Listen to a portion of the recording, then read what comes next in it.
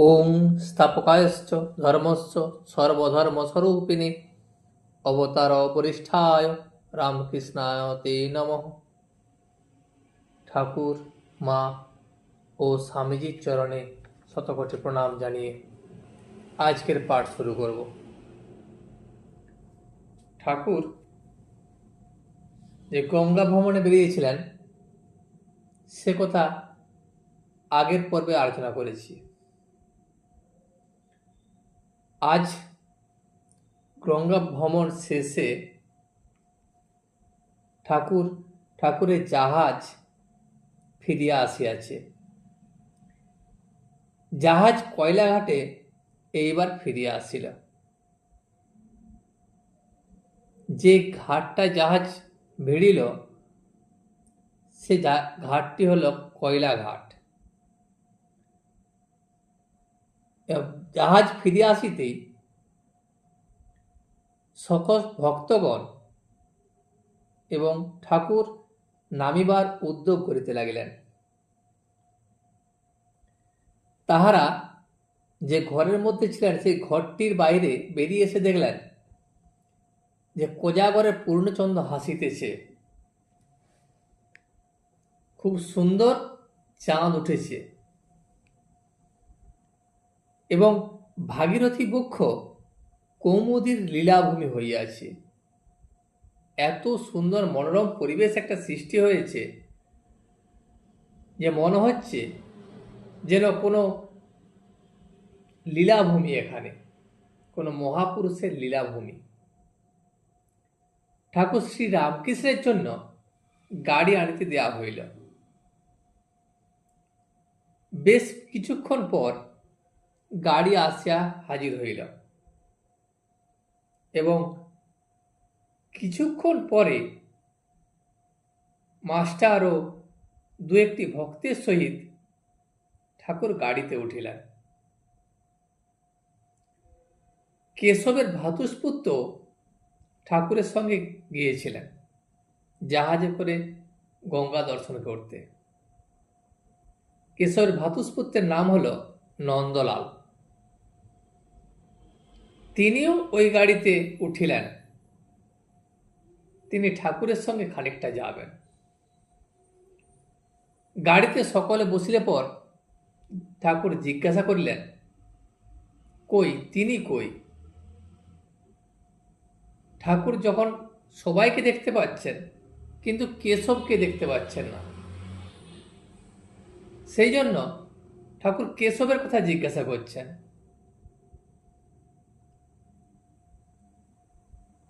কেশব কোথায় গেল? দেখিতে দেখিতে কেশব একাকী আসিয়া উপস্থিত,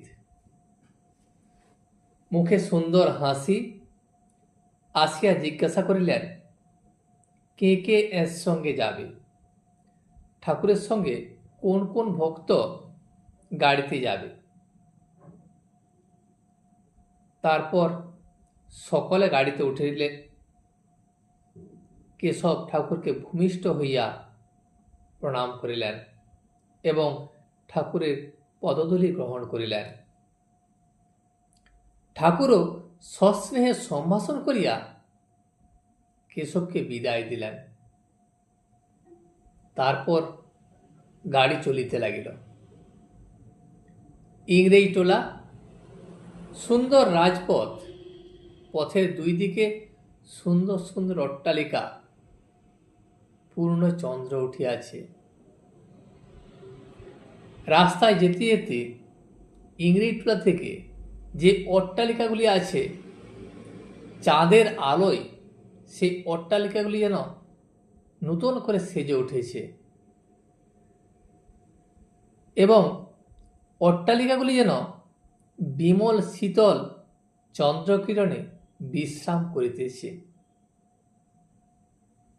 অট্টালিকার দ্বারদেশে বাষ্পীয় দ্বীপ সুন্দর আলোয় ঝলমল করছে। কক্ষ মধ্যে দীপমালা, কোথাও কোথাও হারমোনিয়াম, পিয়ানো সংযোগে ইংরেজ মহিলারা গান করিতেছেন। ঠাকুর আনন্দে হাস্য করিতে করিতে যাইতেছেন। ঠাকুর চারিদিকে যা দেখিতেছেন তাতেই ঠাকুরের আনন্দ, এবং তাতে হাসিয়া হাসিয়া সবার সঙ্গে কথা বলতে বলতে যাইতেছেন। এমন সময় হঠাৎ ঠাকুর বলিলেন, আমার জল তৃষ্ণা পাচ্ছে, কি হবে, কি করা যায়? তখন নন্দলাল করিলেন কি, ইন্ডিয়া ক্লাবের নিকট গাড়ি থামাইয়া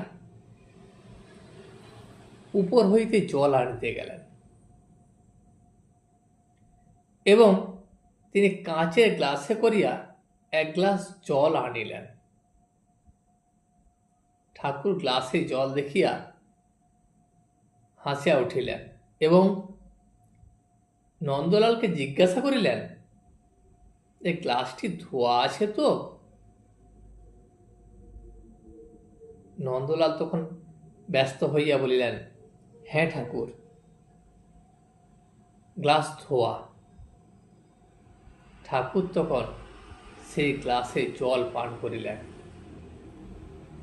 ঠাকুরের বালকের স্বভাব, তাই গাড়ি যখন চলতে লাগিল তখন ঠাকুর মুখ বাড়াইয়া চারিদিকে দেখিতে লাগিলেন। চারিদিকে কত লোকজন, গাড়ি ঘোড়া এবং চাঁদের আলো ঠাকুর সব দেখে চলেছেন, এবং যা দেখিতেছেন সকলটাতেই ঠাকুরের খুব আনন্দ। নন্দলাল আসিয়া কলুটোলায় নামিলেন।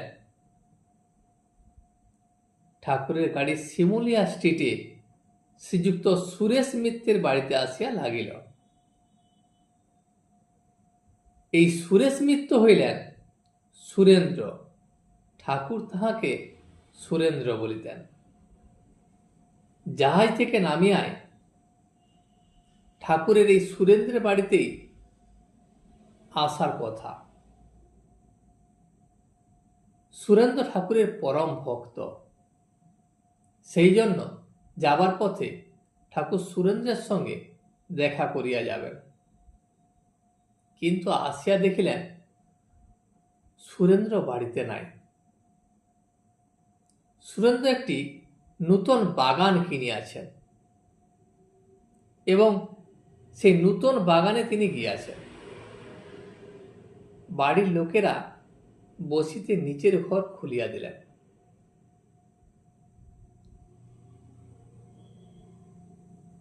গাড়ি ভাড়া দিতে হইবে, কে দিবে?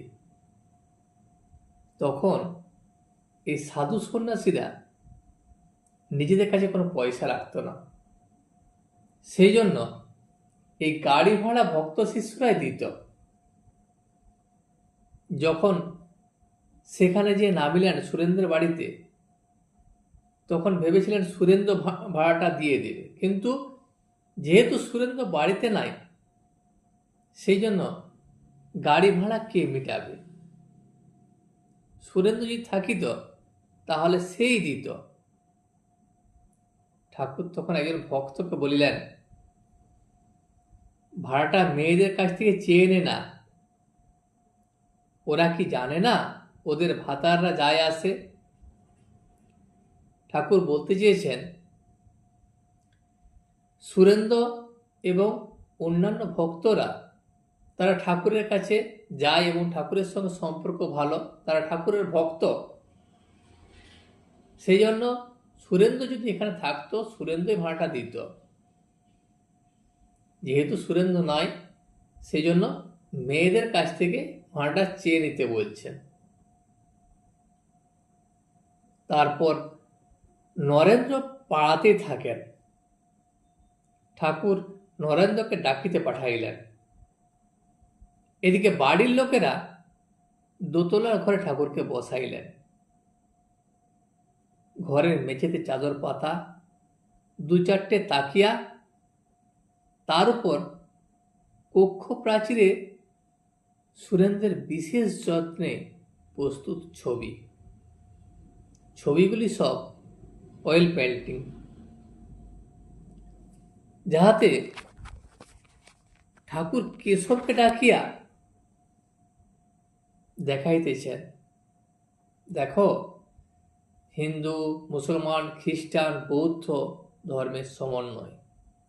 সুরেন্দ্র যে ছবিগুলি দেয়ালে যত্ন করে রেখেছে সেগুলির অর্থ হল যে সমস্ত ধর্মের একসঙ্গে যুক্ত, একই সঙ্গে সমন্বয়। আবার আরেক দিকে বৈষ্ণব, শাক্ত, শৈব ইত্যাদি সকল সম্প্রদায়, তাদেরও সমন্বয়। তারপর ঠাকুর বসিয়া সহাস্যে গল্প করিতেছেন। এমন সময় নরেন্দ্র আসিয়া পৌঁছিলেন। তখন ঠাকুরের আনন্দ দ্বিগুণ বেড়ে গেল।